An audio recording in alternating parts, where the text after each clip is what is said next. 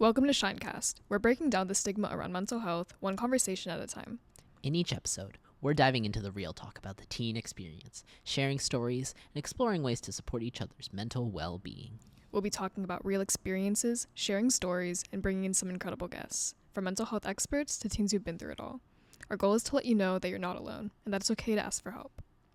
Join us in creating a community that's all about lifting each other up. Get ready to shine, because your mental health matters, and we're in this together. This is Shinecast. On today's episode of Shinecast, our topic is going to be about healthy relationships. I'm Ava. And I'm Damien. And today our student guests are going to be Elena. And I'm Brianna. I'm back. And I'm better than ever. I'm so excited. We'll see about that. Okay.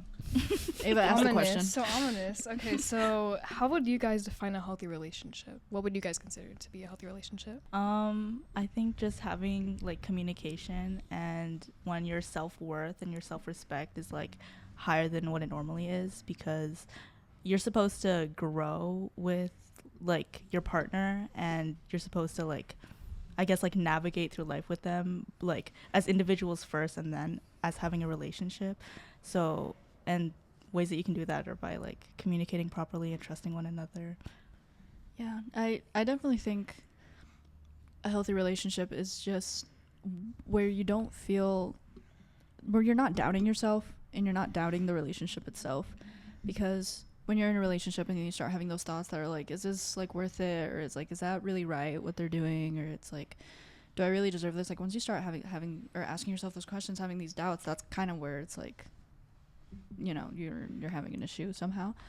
But yeah, like you said, like a communication, you know, just being able to trust each other, being comfortable with each other, kind of like the feeling where you're like dating your best friend type. Mm-hmm. I feel that individualism is so hard because I feel like so many relationships today are like so codependent, especially with like the social media and everything, because we have like Find My iPhone now. We have like the ability to log into each other's Instagram accounts. Like it's just, yeah, I don't know. I feel like especially when you're a teenager, you just need to, because when you're a teenager, that's like the era of your life where you're like growing so much. Like you're not. It's like you're impressionable. Yeah, you're not going to be the same person you are now in like a year. You know. So I think it's so important to like find that individuality in yourself and not let yourself like. Not let your personality or like your values get drowned out by another person. Adding on to that, I think it's good that you don't like base what your like life goals are based like on what your significant other wants. I feel like you should be able to like support one another, and if you have to go on like different paths to do so, then like that shouldn't be an issue. That's real, because I feel like a lot of people would like change what college they're going to, yeah. right? Where Literally. it's like, oh, but I want to go to college with my boyfriend, so I'll just change my whole life and all my whole plans just to go to like college with him. Or you know, they like change their whole idea. My dad always said that. He's like, don't ever change your future for some guy. Right? Yeah, Exactly. they're like, do not go to college with a boyfriend. I mean, you know, it's a little bit extreme, but you know. Yeah. No, I've been told that a lot before. And then about, what were you guys saying, individualism? That it's like, this is like I feel like it's a time in your life where you're like kind of learning how to be in a relationship. You're learning what you want from someone. You're learning what you need, and you're like, whatever, you're dating and you're trying to figure out what you want. But I also feel like a lot of people, they have like this idea of like a significant other, like a boyfriend or girlfriend or whatever. They have like this idea of a partner in their head.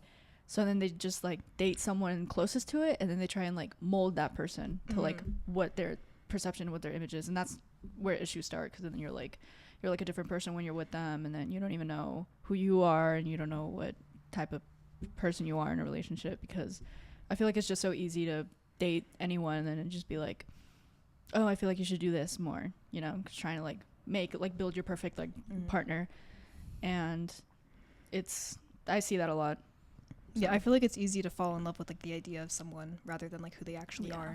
So To our next question, like, what are some, I guess, flawed perceptions or misconceptions regarding healthy relationships, specifically with, you know, surrounding people our age, like that you've seen at least? I feel like this doesn't really have anything to do with what we talked about before, but I feel like you should be able to have like arguments and with your significant other. I feel like people break up a lot over like one argument, and that's why relationships like when you're a teen end like so quickly, because it's like, oh, we don't have a perfect relationship anymore, like that's it after like one argument. But I feel like you should be able to talk about it, come to a compromise, and grow from it, and that's what like makes a sustainable relationship. Yeah, I feel that too, because I feel like a lot of people think that there should be no arguments at all in a relationship, and then but they like, if you do have like a conflict in your relationship or whatever, like you shouldn't really argue about it. I mean, obviously if it's deep, then yeah, but if it's just like a conflict or like an issue that you two are having, then yeah, definitely like talking it out, or like communication. I feel like a lot of people don't know how to do that, which is why what you said, a lot of like teenage relationships fail a lot, or they're like short-lived, or they'll like break up and then they get back together because they're like, oh, but I like you a lot, and then they argue and they're like, no, I can't do this anymore. So there's like a lot of relationships that are like very on and off, because I feel like people just don't know how to address a problem and talk it out and hear and listen and kind of find how to take that and to move forward. I feel like a lot of people don't know how to do that. So they just argue, and then there's like attitude, and then it's like, I can't deal with your attitude. And it's like, oh, you can't deal with my attitude, then you shouldn't be with me. And then they break up, and then you hear they're back together like a month later, and you're like, oh. I think some people don't realize that relationships are a commitment. You know, you like, it's an act. I don't know. Like the moment that you like feel mad at them, or like that the spark isn't there anymore, that people call like the honeymoon phase or whatever. Like, oh, like that dumb 3-month rule. Oh, that's so do not even get me started on that. Oh my god, I'm sorry. Yeah. 3-month rule. Yeah. What? Like I'm sorry, but like, you never love them. No, you cannot get to know somebody like that within 3 months. Like even like I don't know. Like I've known you for like 6 years. Like like relationships are more than just like, it's more than just like your boyfriend. That should be like your friend. You know what I mean? So like, that's what I'm saying. Like dating your best friend, like someone that you trust, someone that you like hanging out with, great. right? Like you have fun and you have the same interests. You laugh at the same stuff. Like you can joke around with them. Like it's literally like your best friend, but it's more. You know. So I feel like it isn't just strictly like boyfriend, girlfriend, couple stuff. Like it should be that, but it also should be more. You know, they're your friend. They're your like partner. You know, you guys should have that relationship, that like that bestie relationship, that locked in type, you know.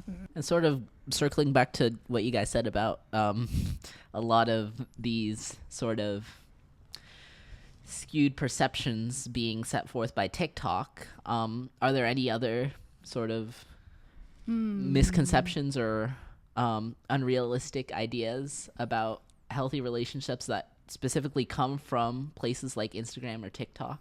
I guess like one off the top of my head is that you have to like spend like all of your free time with your significant other. I feel like you need like time apart, because they're not your only like commitment. They're not your only relationship. You have like, I feel like it's gonna get to a problem if you put like your relationship above like everything in your life, like when that shouldn't be the case. I feel like you should have time for your friends too, and that doesn't mean that you love your boyfriend or girlfriend like any less. It just means that you want time with other people as well.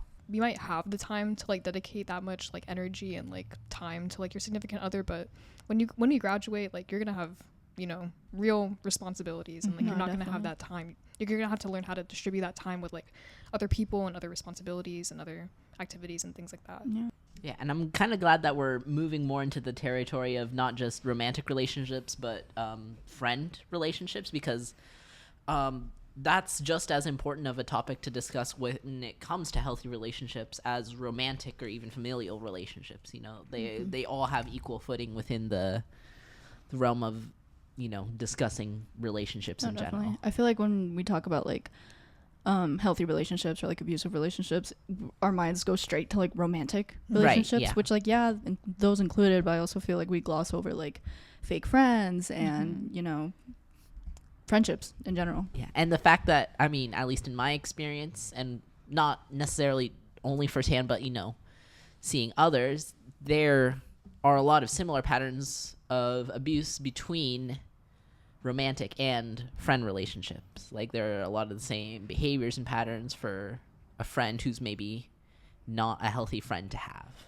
But I definitely think that same feeling that you get when you're in a relationship where it's like you're doubting yourself, like, is this really like good, you know, and you're kind of like looking at the relationship, whether it's platonic or romantic, and you're looking at the relationship like that's kind of weird that they did that, or it's like, why did they say that? And then you're kind of like talking to your other friends about it, and they're like, yeah, it's weird that she did that. You know, when you're talking about your friends, it's like you definitely get that same feeling where you like doubt it, and you're like, oh, maybe she's not a good friend, right? And it's like, oh, she's kind of fake for doing that. And then I think once you do get that feeling, then it's kind of like, you know, it's not really a good friendship to have, because you're doubting yourself, and you're doubting the friendship, and you're doubting like maybe the times that you guys had together. I, funnily enough, have like very personal experience exactly with what you're saying, and I don't know if the person that I'm referencing, I'm not gonna say any names. Be very vague. I'm not gonna say anything identifying about them. I have no idea if they're gonna watch this.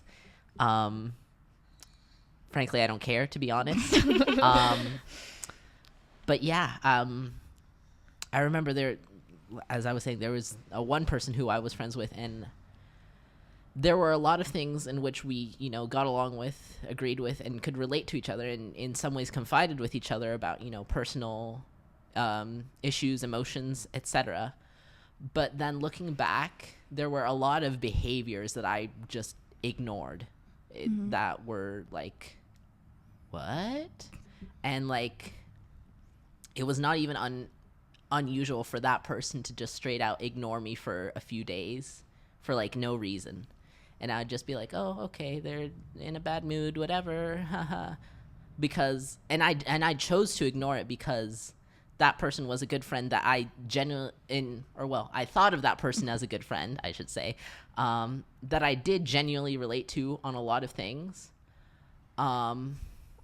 But also, whenever we were in a group with other people, they would constantly be making me the butt of the joke. Like, in between us, I mean, we'd be friendly, we'd be nice. We'd poke, like the friendly fun at each other, which, you know, friends do. You know, that's not an unusual thing. But then as in a group, I would just constantly be the butt of the joke to them. And that was something that I willfully ignored just because I got along with them. Yeah. In outside scenarios. Yeah, and that happens a lot in romantic relationships, where it's like you kind of gloss over the abusive or like the red flags, because you're like, yeah, but they're, you know, rose-colored glasses. I was literally about to say that. I was like, you guys see that BoJack scene where she's like, oh my god, okay. Yeah, that's what I was thinking about, where it's like what was the quote? When you look at someone through rose-colored glasses, the red flags, all the red flags just look like flags. Yeah. Okay. But I have yet to watch BoJack. I think Horseman. you would love it. Oh my god, please watch it. Yeah. I have friends who worship the show. Yeah. Those are the actual good friends that definitely are watching this podcast. Rightfully, you know who you are. Rightfully worshipped. Hi. But yeah. Rightfully adding on worshipped. to what you said though, I feel like a lot of like toxic friendships, it comes down to like insecurity and like lack of communication, because I feel like a lot of the times like these jokes are not really jokes. Like these jokes come from like some like secret like hatred that they actually have for you, you know what I mean? So like they may like be making fun of you, or like, you know, just as a joke, but it's not really a joke because that joke comes from like some sort of truth, you know what I mean? Right. It's like the 10th time making that joke, you're like, yeah, it's like, okay, it's not funny anymore. Like I don't know, everyone it was funny has the first different time, boundaries. but come on. Yeah. Especially with like competitiveness. Oh my I God. feel like that's such a big thing, and especially like female friendships where you're constantly comparing yourself to your friend for like no reason, and they're just like living their lives, and that like sparks like some sort of like internal like hatred for them, and it like just grows into toxicity. Internalized misogyny. Yeah, literally. Yeah. But in friendships. Yeah. Moving away from all that, do you think the family relationships you've had and the, I guess, environment in which you grew up sort of affects how you interact with people, whether it be, you know, friends, romantic partners, etc.? Or yeah, what do you think? I guess like the way my parents raised me, it would like they didn't do anything like completely like wrong, but I just tended to be more like submissive. So in like my first ever relationship, I thought it was like completely normal that like it was like I was being like taken control of, and I thought that was like completely fine because I didn't know how to act any other way. I didn't know how to stand up for myself. So like yeah, it definitely has like it could be like really subtle things as well. It definitely has like an effect on how you act, on like your morals, on like your values. Yeah, no, definitely. I feel like my parents and my family in general, I think they did influence like my perception of the relationships that I had.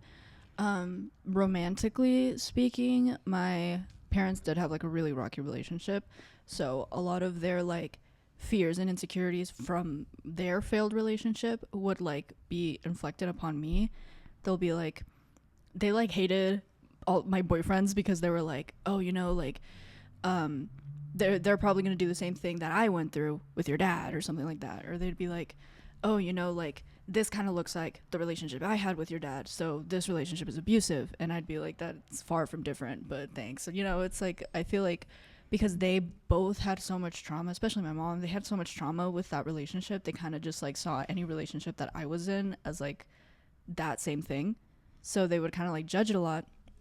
And then as for, I think I learned the most about my relationships and my friendships from my sister, because she kind of went through that, and she went through the same thing my parents told her. She went through way more relationships than I ever have, you know, so she definitely has more of a better idea of how to handle a relationship and what is toxic and what is not, because she's older than me. You know, she has more of an idea of these things, especially with friendships. You know, I would talk to her about my friends and she'd be like, oh, I used to have a friend like that and this is what I did, you know. So I've definitely learned more from her.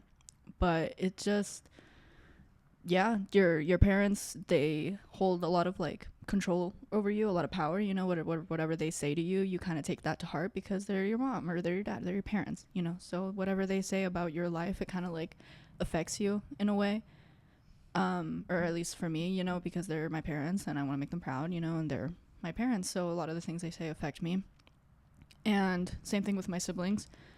So I feel like you kind of take to heart what they say about you and your relationships, which kind of affects how you handle that friendship and that relationship. My parents didn't really have like a rough relationship, but their values like kind of rubbed off on me since my parents were raised in like purity culture. It's like your first, because my mom's first boyfriend is my dad, and it's like he was her first like everything. So it kind of gave me the impression that like my first boyfriend had to like, it was like end game or that, and it was literally like a middle school relationship. Like I had to relax, and I didn't really like adding on to what you said about your like looking up to your sister for relationship advice.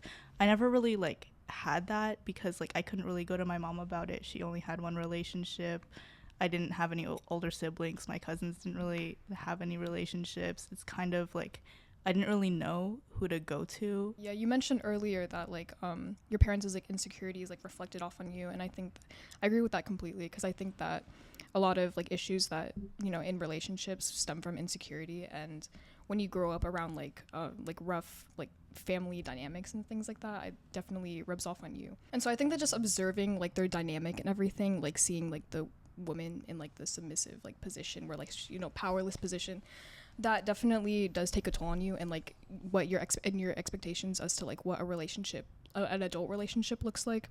And so I don't know, I feel like if I had a more stable family structure growing up, I would have more confidence and I would have more like initiative. I would feel more comfortable like speaking up for myself and everything. But, you know, when I was younger, like a couple years ago, like I didn't have that confidence, you know. I kind of just accepted everything that happened to me, you know, because that's just what I was used to. Because you didn't have like a good example, right? That's how I felt. Yeah.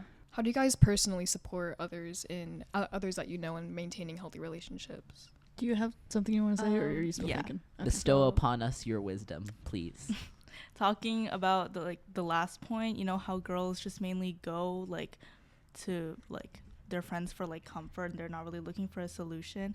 I feel like some people, or like you could help your friend out by not like lying to them and like automatically taking their side and like telling them like the truth rather than just like what they want to hear. And like I'm guilty of doing this, like, because I find it like it's like I'm like betraying them in a way, where I'm like not choosing their side, but being like, yeah, girl, you're in the wrong, like, yeah, like that's so hard. I don't know, but I feel like just telling them the truth so that they can like not normalize a real like something that's they think is like, I don't know. Yeah, I think that's part of being a good friend, to be honest. Yeah, like letting them know, like you like you checking want what's them. best for you. Yeah.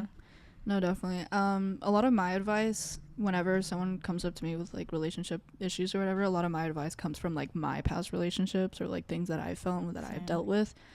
I'll be like, yeah, like things that I've learned from my past relationships. So a lot of my advice does come from that, especially when maintaining a healthy relationship, because I was in an unhealthy relationship. So I kind of, you go through that and then you learn from it, and then you know now you have an idea of what an unhealthy relationship is like and what could be better. So when a lot of my friends do come up to me and ask me about it, I just kind of use that and what I learned as an example, and I'll be like, yeah, but you're right about the checking stuff. Like I feel like I obviously don't want to automatically be like, yeah, he sucks, you know, like you're right, you know, but it's also like just trying to see it from their perspective, you know. Yeah, because you know, I get it, you know, I get how you know how my friends feel, you know, I'll get it, because being in a relationship is hard and you get a lot of feelings that you never felt before and you don't know how to handle them. So I get it, but it's also like it's just up to you what you do with what you're feeling, and you know, because you also have to think about the other person and your whole relationship, so it's like a whole thing.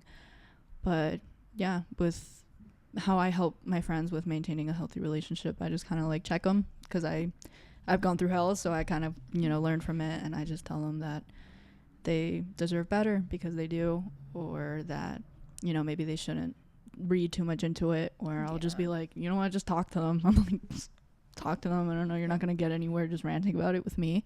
You'll probably feel better about it, but, you know, talk to them, because communication is important. Yeah, I'm definitely a see both sides of the story type person. I mean, obviously, if they did something objectively wrong, you know, that's, you know, I'm going to understand that. But if it's just like a simple argument, I'm like, you know, I try to like give them both sides of the story. I try to like, you know, advise them on both sides of the story. I'm like, okay, yeah, you may see it this way, but he may see it this way, you know, things like that. Yeah. Next segment, we're going to talk to some experts from a local women's support organization here in Napa. Where they're going to give us some expert advice on healthy relationships, where to get support if you're, you know, not so healthy of a relationship. And yeah, stay tuned. Okay, everybody, welcome back. Today we're going to interview some guests from News. Would you mind introducing yourselves? So my name is Karla-Maston, and I work at News. News is a domestic violence and sexual abuse agency for Napa County. All of our services are free and confidential, and we also provide services to youth. Great. Excellent. Hi, my name is also Karla. I'm Karla Salazar. I am one of the bilingual prevention advocates, youth prevention advocates. I work alongside Karla, and I do a lot of outreach, one-on-one healthy relationship coaching, workshops, anything in the prevention world. All right. Excellent. Before we get into like the main part of this segment, I just want to ask you guys, how did you get into working with News? Like, what brought you there? So I've actually been at News for 8 years now, and prior to that I was working for homeless services, and through doing that job I realized that a lot of the focus was on adults and not necessarily the teenagers that were also going through homelessness. And so I would go and hang out during like lunchtime or when families were cooking dinner to kind of just hang out with the young kids and talk about their experiences. And so I definitely saw a population that was underserved, and when the position came about at News, just with my own personal experiences in life, is really a place where I can do my heart's work and a lot of like my own personal healing as well. Yeah, and I got into this work. I used to work for the Napa Valley Unified School District about 3 years ago. That's where my, I guess, experience began in the education world. And then I actually met Karla at the two of the high schools that I would work at. We met at New Tech High School and American Canyon High School. And so she started introducing her work to me, and just, you know, she's one of the service providers that comes to the wellness center. And so we just started talking, and she asked me, like, would you ever be interested in doing the work that I do? And at that time, it's not that I wasn't interested. I had just started a job. And so I was like, oh, I don't know, maybe. And then long story short, an opening opened at News, and I let her know I was going to apply, and I got the job, and here we are 2 years later, about 2 years later, working alongside her. Ava, do you want to start us off with our first formal questions? So for our first written question that we have down, how would you guys define a healthy relationship? So I actually did write some notes down from your guys' questions, because I wanted to make sure that we were going to cover all the like really important information, you know, in the time that we had available. And a healthy relationship, the only person that can really define that is yourself and your partner, right? But obviously there's some skills and some top things that you need to have that do build a healthy relationship. So good communication, there's trust, there's equality. No one's better than anyone else in the relationship, and you've set forth what your boundaries are going to be, and what your definition of a healthy relationship looks like, or a relationship in general, is really important, because what my definition of a relationship is, it might be very different from yours based on like culturally or how we've grown up or the things that I've already experienced in my dating life. And so it's just talking about all of those things so that you can build a relationship together, based on, you know, equality and mutual trust and understanding. Those are some of the key things that would qualify a healthy relationship. Do you want to add anything to that? No, I think you hit the main points. For me, definitely, I do agree that, you know, it depends on your own kind of definition, but trust and communication would be the biggest ones for me. I feel like if you don't have one or the other, then, you know, the relationship, it's like, oh, then what is this, right? If you're not communicating, or if there's no trust, then what are we doing here? You guys mentioned effective communication. So what does effective communication look like within a healthy relationship? I mean, generally speaking, of course, we know it's like not everyone's going to have the exact same way of communicating. So healthy communication, first I want to start off with saying that, of course, you know, all relationships are going to have their ups and downs. We're not here necessarily to preach about like, oh, only healthy or perfect, right? Because nothing's perfect. So there is going to be, of course, you know, whether there's like arguments, or what we call it is healthy conflict, right? So you're your own person, you're not the same person as your partner, and so you're going to disagree on things, which is completely okay, right? It's how you do that, how you go about having those conversations, or healthy conflict, right? So communicating, talking in a, you know, normal tone of voice, not giving any attitude like, well, you said this or that, you know, starting to accuse, like taking all of those factors out and really just having a conversation, kind of like what we're having right now, right? About what it is that we don't like, or the whole situation, whatever happened that got you to the point of having that healthy conflict. Make sure that you are just talking about it, take out attitude, and you know, try to be open-minded and understand. Communication definitely is like top tier on the list. If you don't have good communication, then you really can't have anything else, because that's definitely like the foundation of a healthy relationship. And you need to be flexible and adaptable, because I'm definitely not the person I was when I first met my partner, and then a year later or 5 years later or 10 years down the line, right? You're constantly growing, and so you have to grow with your partner and be flexible and adaptable and be willing to still be together, right? So what are some early warning signs of an unhealthy relationship that you would recommend to look out for? We actually brought you guys some handouts to share. Ooh. So at News, we have information that we distribute to all of the middle schools and high schools here in town. So we do focus a lot of our services through the wellness centers. So all of our wellness centers will have this information. So we have a bookmark that's the relationship spectrum. We also have a postcard that is knowing your relationship rights, which is really important. And then another one is up to your question, which is like, what are some warning signs of an unhealthy relationship? So we're going to leave some of those with you guys here. But just to share that some of the first red flags would be the lack of communication. There's breaks in communication, right? There's pressures you maybe to do things or say things that you don't feel comfortable with. Struggles a little bit with control, even when it comes to your own personal friendships or your own personal time, right? Even break, lunch, whatever that is. And then it has inconsistent or inconsiderate behavior. So there's a lot of ups and downs. You're starting to walk on eggshells. And then you're starting to feel a lot of that gaslighting that starts to happen when you're like, wait, am I tripping? Am I the problem here? You know, those kind of things start to happen. And then, you know, it just goes on from there, from like jealousy to, you know, constantly checking on your phone, checking your passwords, your locations, things like that. And so, that is one of the big subjects that we cover. Is now in this new generation, there's digital abuse. So you guys are on social media all the time. We're here on social media, so it's really important to learn like what my boundaries are going to be. On the topic of social media, how would you say media influences teenagers' perceptions of a healthy relationship? Yeah, so social media definitely has an impact, I feel, on some people's relationships. I think social media has a huge impact in anything, right? Not just relationships. I mean, it's like a lot of people strive to be like social media, right? But we have to remember that we only see that one picture, right? That one smiley face or whatever it may be. Oh my God, the relationship's perfect, but in reality, it might not be, right? Or it is, who knows? But social media definitely, the way I would answer this is, coming from the Latina culture, I mean, I know we see that, the tóxico and tóxica. Oh, boy.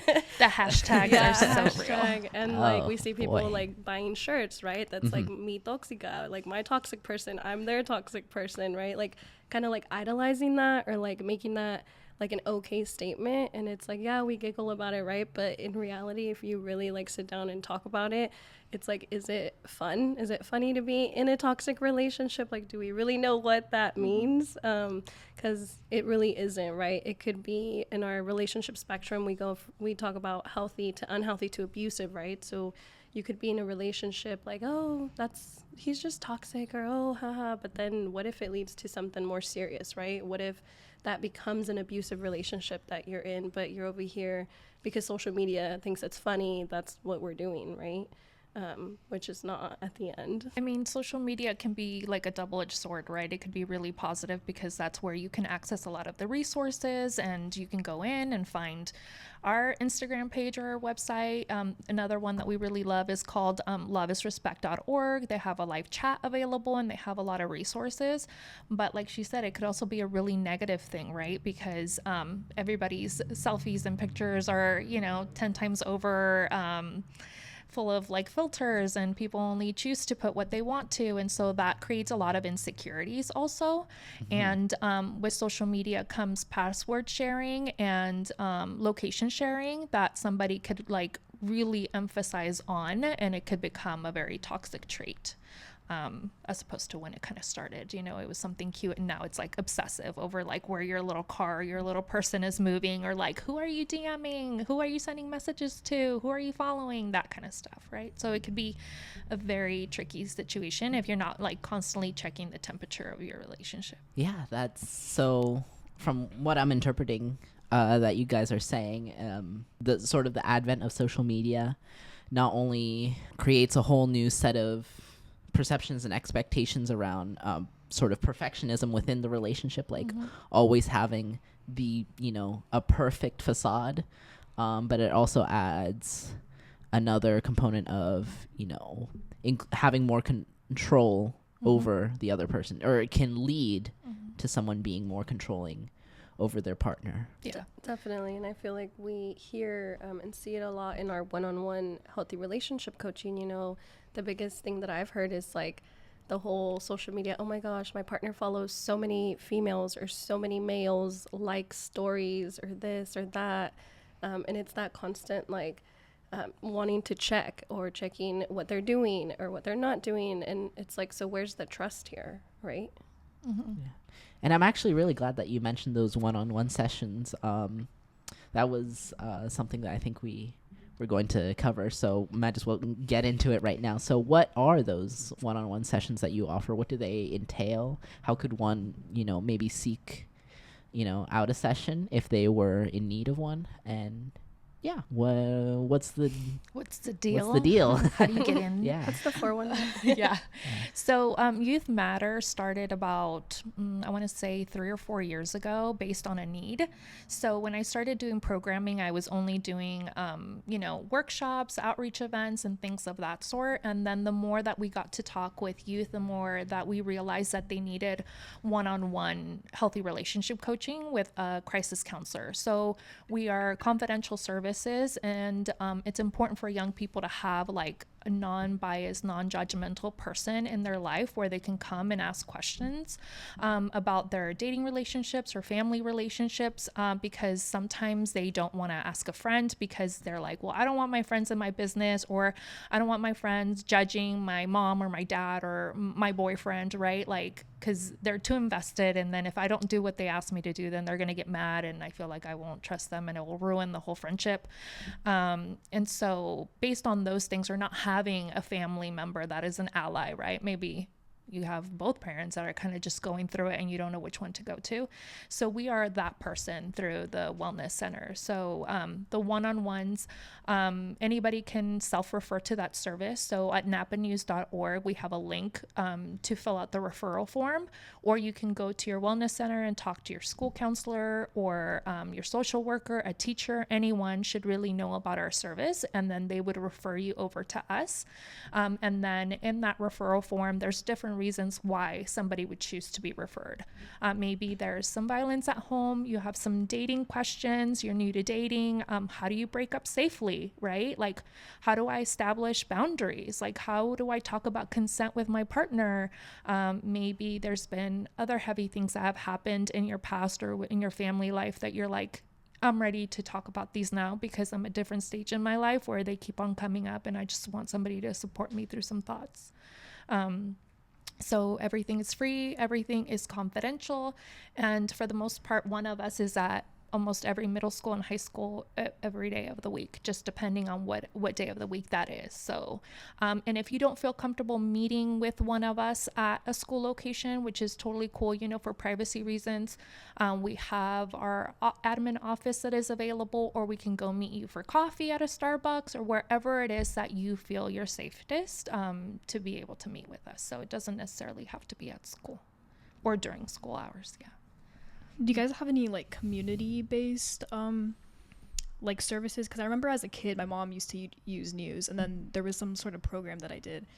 Well, basically, like I would be hanging out with like other kids, and then like she would be in the room with like the other moms, and then they'd be like talking or whatever. So, we still have those. So we have KEDS, a program. Okay, that's KEDS. exactly, Kids Exposed to Domestic Violence. And so that program, either parent or both parents can be working with that service. They're one of the very unique ones that we can both work with both parties, both parents at the same time, because the service is for the young person, right? The child. We want them to receive as much support. Maybe that needs therapy. Maybe it's like dance classes, right? And as part of that, there's support group that happens once a week for the moms and also for their young children. Yeah.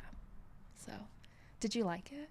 I did. I remember I don't know, just hanging out with other kids that were going through the same thing. It made me feel more normal, I guess. Yeah. So yeah. And it helped my mom out a lot too. So I love that. Yeah. And I think that's the purpose of our youth programming or any programs that we do, right? Like we want to make sure that people feel safe and they don't feel judged and they feel respected. And we understand that it takes, a long time to leave an unhealthy relationship because it's not like a normal breakup. It's not like a normal relationship. It has a lot of layers to it. There's a lot of power and control that happens in those. And so we understand that. So for a lot of our clients or survivors, what they say, it's like, you're really like the only person. And when I've walked through the door 2 or 10 times, you've never turned your back on me, and you're always there to support me with whatever it is that I have as a need. Yeah. During that visit. So that's what we want to be for young people too. Very nice.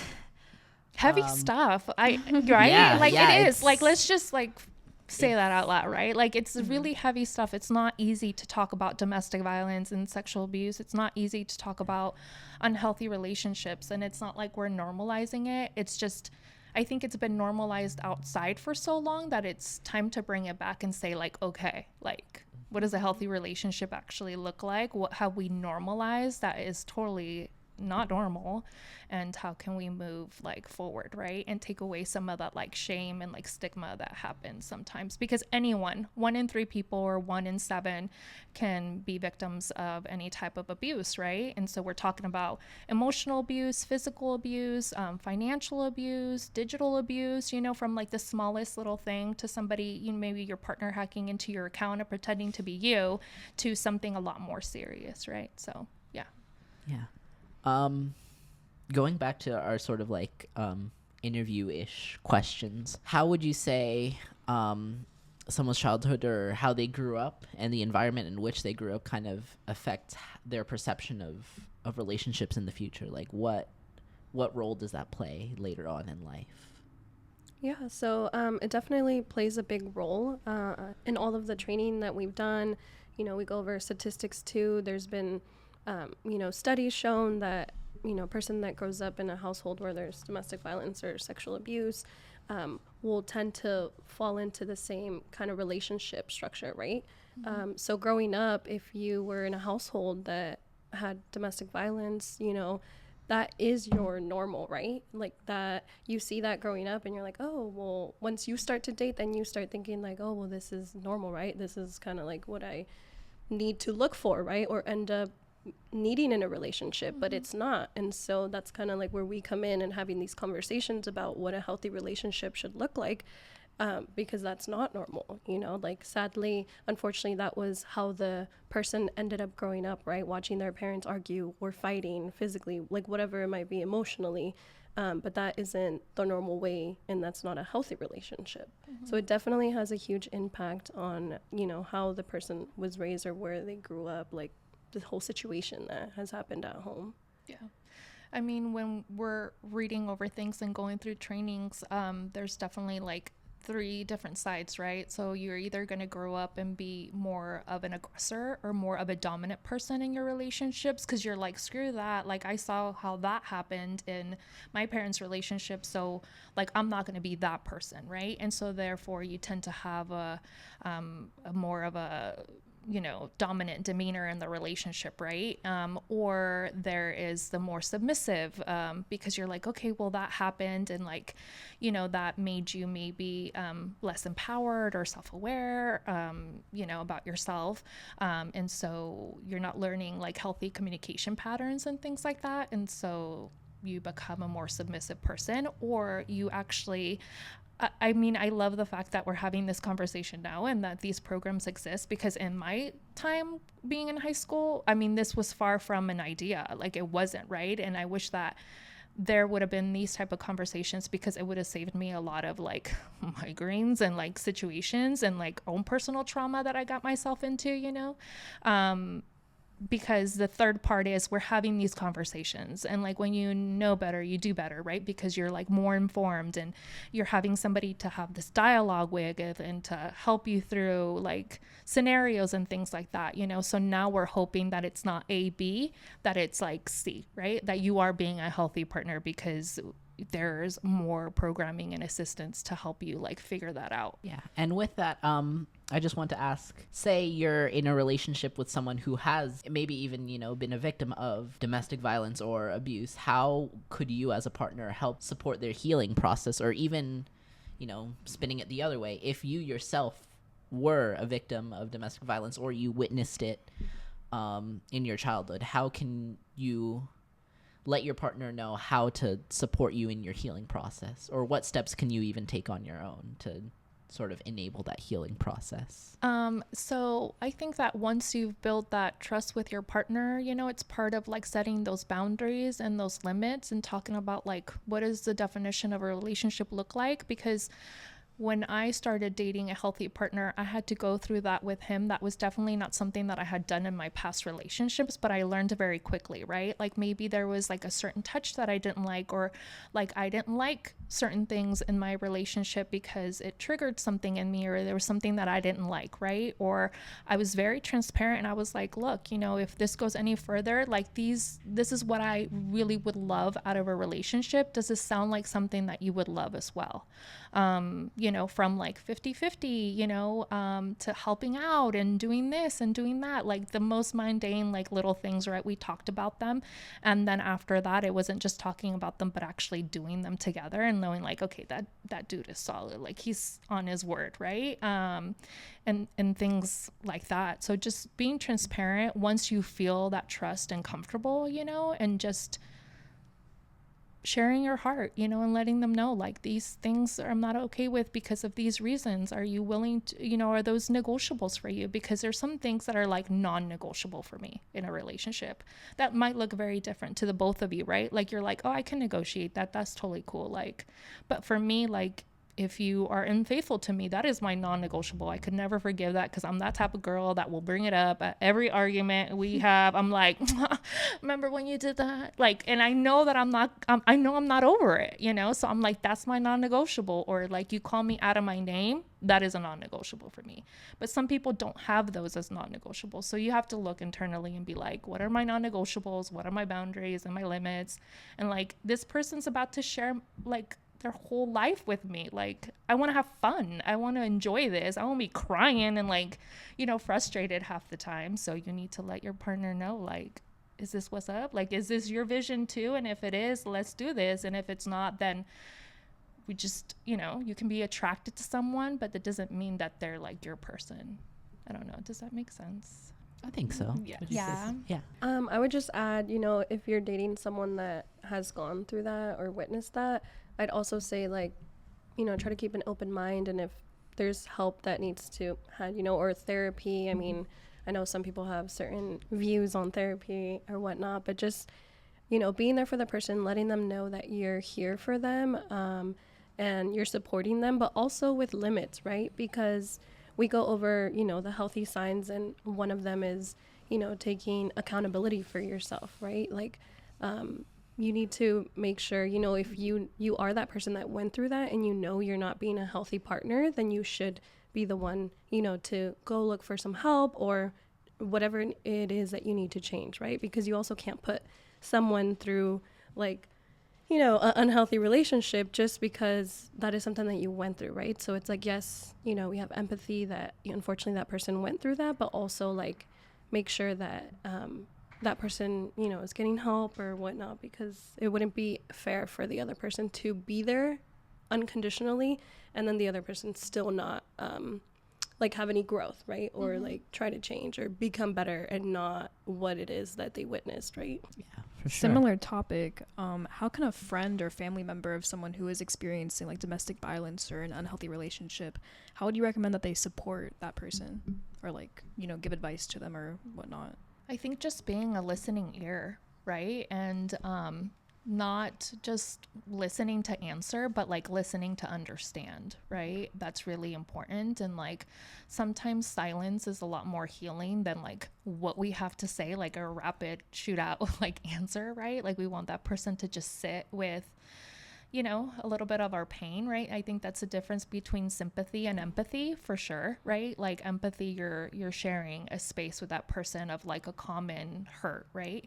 And level of understanding. And so being, you know, just listening, holding space for someone, being, you know, just non-judgmental for sure. And just knowing that it's that person's choice at the end of the day.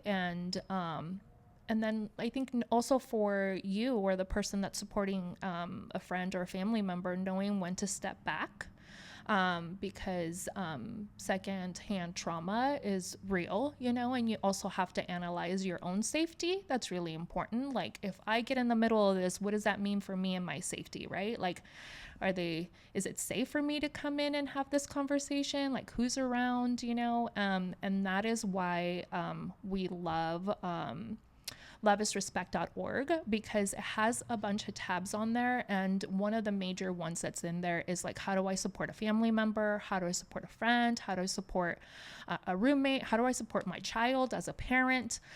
So all those are really important because there's different ways of navigating that. And then also they have a live chat that is available button that is anonymous, and so anybody can just go in there at any time, and there's young advocates on the other end that are educated and prepared to be able to answer any questions. And so if you have a specific question that you don't feel comfortable asking one of us or asking anybody else in your life, that's definitely like an avenue to use. So how to support someone. But I think ultimately what I wrote down is like the 3 things to keep in mind when you're helping someone else is that abuse is never the survivor's fault. leaving is hard, and it's because it's not a typical, breakup or relationship. And that cultural context is important because each culture or community has different family values, histories, and beliefs, right? And so all those can work into play when somebody is trying to, move on. Yeah, thank you. Yeah. And with that, before we wrap up the episode, how can someone maybe either in Napa or outside of Napa, because I know you guys are a pretty local organization, how can they seek out support and services within their area or around wherever they live? And especially to students like at New Tech, where we don't have a wellness center that you mentioned, that you have a lot of your resources, how would you recommend seeking out support for those people? Yeah. So for New Tech, we actually did start, I'll start there. For New Tech, we did start this one-on-one healthy relationship coaching on campus. There is some works I've heard about, creating a wellness center at New Tech, which is exciting. But we do provide the Youth Matter service on campus. I'm the one that provides that service. I'm there every other Wednesday. So that could be one way, for New Tech students. For the services for news for domestic violence and sexual abuse, we're a local agency, so we help all of Napa County. So that includes all the way up to Calistoga, St. Helena, Yountville, Napa, American Canyon, if I forgot any of the other little towns, but basically throughout Napa County, that's the population that we serve. If it's someone that's not within Napa County, they can always still call us. We never turn away anyone. We have a 24-hour helpline, which we will leave the information as well. It's a 707 number, and whenever you call that, whether it's 2 a.m., on a holiday, the phone will be answered. And even if you're not from Napa County, we always try to make sure that whoever calls leaves with some information or feeling a little better, whatever it may be. So we do refer out to the sister, agency. So for Solano County, that would be SafeQuest, I believe. So if it was someone from Solano County calling us, we would, give them the information, try to do like a warm handoff, call them or, let them know that someone is in need of help. And then, of course, also for Sonoma, we'll try to figure out all that information. So we'll never be wrong agency, bye, not at all. We always try to help where we can. And so there's also national resources. So loveisrespect.org for young people.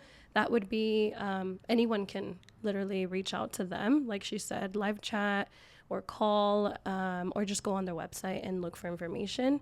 There's also One Love Foundation. They're big on the 10 healthy signs and 10 unhealthy signs. They're a nonprofit as well, national, that are known nationally. So they're a great resource as well. And then there's a few more, right? The domestic violence, the National Domestic Violence website page. They have an 800 number, but also it's 24-hour helpline that can also help. Yeah. So as long as, you type in my area, agency that supports X, Y, and Z, every county needs to have a domestic violence and sexual abuse agency. So we're very lucky that ours is a dual agency. So we're located under the same umbrella for both services. Yeah. Thank you for coming on this segment and coming on our podcast. Thank you for having us. Yeah. It was very insightful. It was.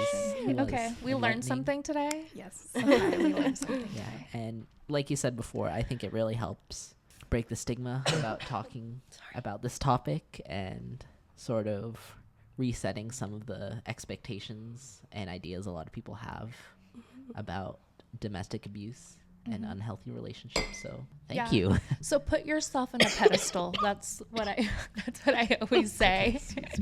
Yeah. Put yourself in a. Don't choke. We good. We lost one. Sorry, guys. But Carla's anyways, Carla's out. I am in. But put yourself in a pedestal, right? I always say it's not what I bring to the table. I am the table, right? We have to be empowered and feel good about ourselves. And if we do, then that will set the tone for everything else that we do in our relationship. So that's a good saying. I might steal it. Go ahead. Yeah, I'm gonna embody that. Yes. Yeah. Do it. So anyway, thank you all for watching this episode of the Shine podcast. Thank you to our lovely guests that were on this episode. Tune in next month for our next episode, and see you all then.